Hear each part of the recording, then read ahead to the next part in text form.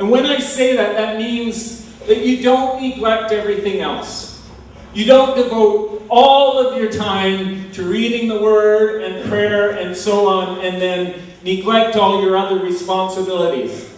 You don't pray and say, oh, I'm not going to study for my exam tomorrow. I'm just trusting God. Amen? We need to do things in proper order.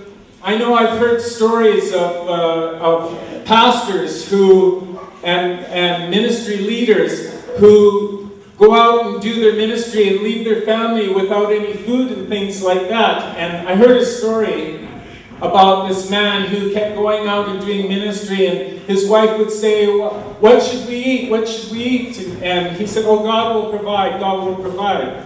And he went out and did ministry, and he came back after some time, and he was very hungry. And he sat at the table, and his wife put the Bible on his plate. And he said, where's my supper? And she said, it's right here. So, we put God in proper order. We make Him number one in our lives.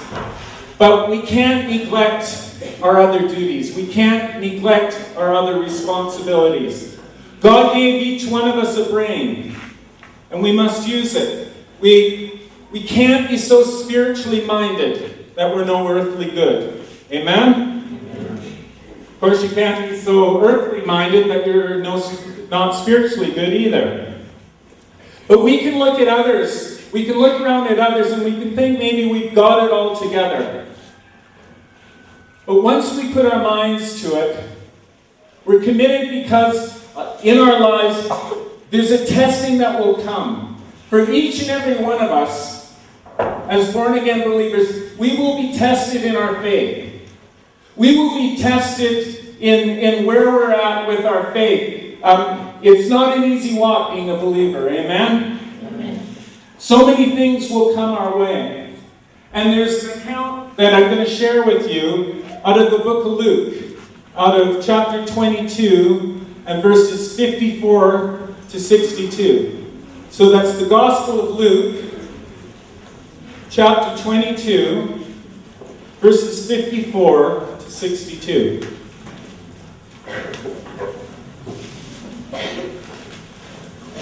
Now, before I read this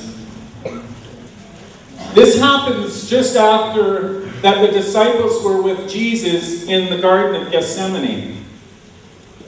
So it reads, in the Gospel of Luke, chapter 22, starting at verse 54. Having arrested him, they led him and brought him into the high priest's house. But Peter followed at a distance. Now when they had kindled a fire in the midst of the courtyard and sat down together, Peter sat among them.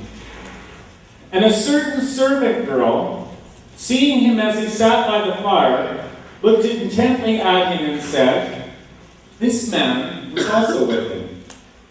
But he denied him, saying, woman, I do not know him. And after a little while, another saw him and said, you also are of them. But Peter said, man, I am not.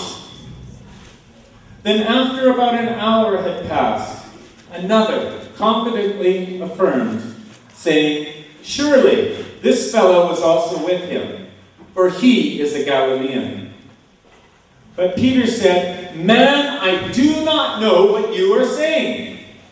Immediately, while he was still speaking, the rooster crowed, and the Lord turned and looked at Peter.